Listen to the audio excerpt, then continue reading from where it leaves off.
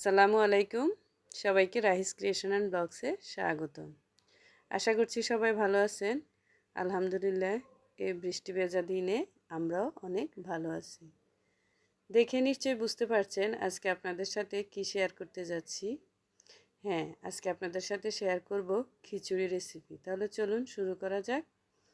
এখানে প্রথমে আমি মুগ ডাল নিয়েছি, আর মুগ ডালগুলো শুকনো তাওয়াতে ভেজে নিয়েছি। এরপর এখানে নিয়ে নিয়েছি আমি 1 পট চাল। 1 পট থেকে আরেকটু বেশি দিয়েছিলাম, অর্থাৎ এখানে 300 গ্রামের মতো চাল হবে। তারপরে আমি 1/4 কাপের 2 কাপ দিয়ে দিয়েছি সেই ভাজা মুগের ডাল চালের সাথে। এখন চাল আর ডাল একসাথে মিক্স করে এটা ভালোভাবে ধুয়ে পানিতে ভিজিয়ে রাখবো আধা ঘন্টা। এদিকে চালটা পানিতে ভিজতে থাকুক, অন্যদিকে আমি মশলাটা রেডি করে নিচ্ছি। প্রথমে আমি এখানে নিয়ে নিয়েছি পরিমাণ মতো লবণ, তারপর এখানে দিয়ে দিয়েছি 1 চামচ মরিচের গুঁড়ো, 1 চামচ হলুদের গুঁড়ো, 2 টেবিল চামচ মশলার গুঁড়ো। এই মশলায় কিন্তু সব রকমের গরম মশলাও আছে, তারপরেও আমি আলাদা করে এখানে 1 চামচ গরম মশলার গুঁড়ো দিয়ে নিয়েছি। তারপরে একটু পানি দিয়ে আমি মশলাটা ভালোভাবে গুলিয়ে নিচ্ছি। আমি এভাবেই মশলা দেওয়ার চেষ্টা করি, তাহলে দেখা যায় যে বাটা মশলার স্বাদটা আমরা কিন্তু পেয়ে থাকি। আর এখানে আমি ফ্রাই প্যান বসিয়ে দিয়েছি চুলোতে, আর এখানে দিয়ে দিয়েছি পর্যাপ্ত পরিমাণে সরিষার তেল। আমি খিচুড়িটা কিন্তু সরিষার তেলে রান্না করব।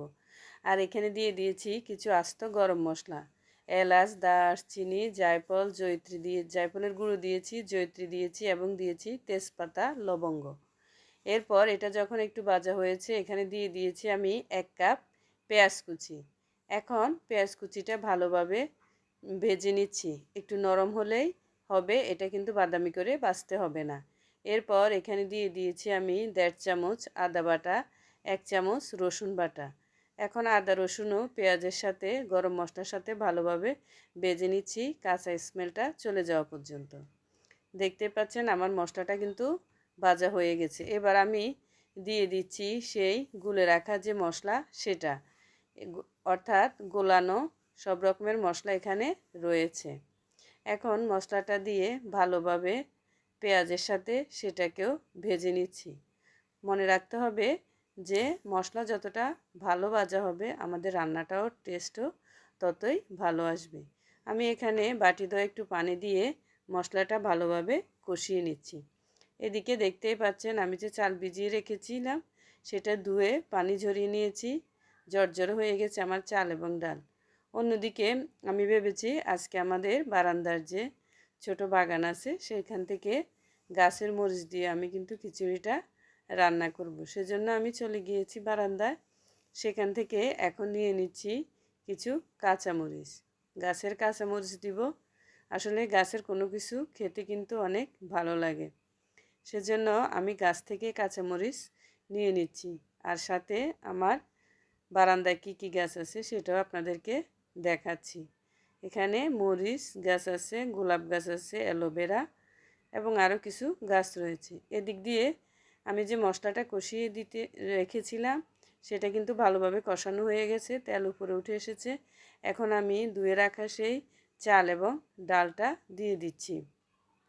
চাল এবং ডাল ভালোভাবে মশলার সাথে মিলিয়ে নিচ্ছি।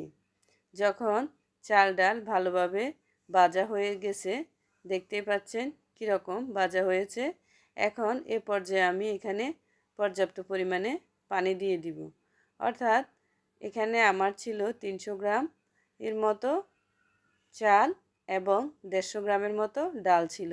সে অনুযায়ী আপনারাও পানি দিবেন, অর্থাৎ ডাবল পানি দিতে হবে। যেহেতু খিচুড়ি, আমার খিচুড়িটা একটু মাখো মাখো থাকবে, সেজন্য ওই পরিমাণে আমি পানি দিয়েছি। আপনারা রান্না করার সময় বুঝতে পারবেন কি পরিমাণ পানি দিতে হবে। দেখতে পাচ্ছেন চাল ডাল একসাথে কিন্তু এখন প্রায় শুকিয়ে এসেছে পানি। এখন আমি এটা তাওয়াতে উঠিয়ে দিয়েছি, কারণ এ পর্যায়ে তাওয়াতে উঠিয়ে দিলে চাল এবং ডালটা ভালোভাবে সিদ্ধ হবে। এখন আমি এটাকে একটু নেড়ে আবার সমান করে দিয়ে এটা কিন্তু দমে রাখবো। দমে রাখলে হবে কি, মশলা, চাল, ডাল একসাথে ভালোভাবে সিদ্ধ হয়ে যাবে। এ পর্যায়ে আমি এখানে দিয়ে দিয়েছি কিছু কাঁচামরিচ। খিচুড়িতে কাঁচামরিচ হচ্ছে গাছ থেকে যে কাঁচামরিচ তুলে এনেছিলাম সেই কাঁচামরিচই এখানে দিয়ে দিয়েছি।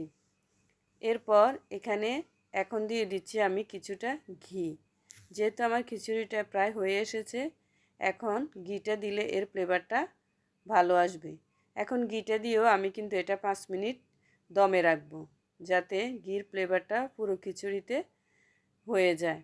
আর এদিকে আমি 1 বক্স মাংস নামিয়ে নিয়েছি ফ্রিজ থেকে, যেটা আমি আগে থেকেই রান্না করে নিয়েছি, ফ্রিজে ফ্রোজেন করে রেখেছিলাম। এটা হচ্ছে গরুর মাংস। আসলে খিচুড়িতে গরুর মাংস ছাড়া ভালো লাগে না, সেজন্য এখানে গরুর মাংসটাও আমি গরম করে নিচ্ছি। আমার রান্না যদি আপনাদের ভালো লাগে, প্লিজ আমার চ্যানেলটা সাবস্ক্রাইব করবেন এবং ফেসবুক থেকে দেখে থাকলে একটা ফলো, লাইক এবং শেয়ার দিয়ে রাখবেন। এদিকে দেখতেই পাচ্ছেন অজরে বৃষ্টি হচ্ছে, সেটাও আপনাদের সাথে একটু শেয়ার করলাম। আর এদিকে আমার মাংসটাও ভালোভাবে গরম হয়ে গিয়েছে। এখন গরম গরম খিচুড়ির সাথে এটা সার্ভ করে নিব।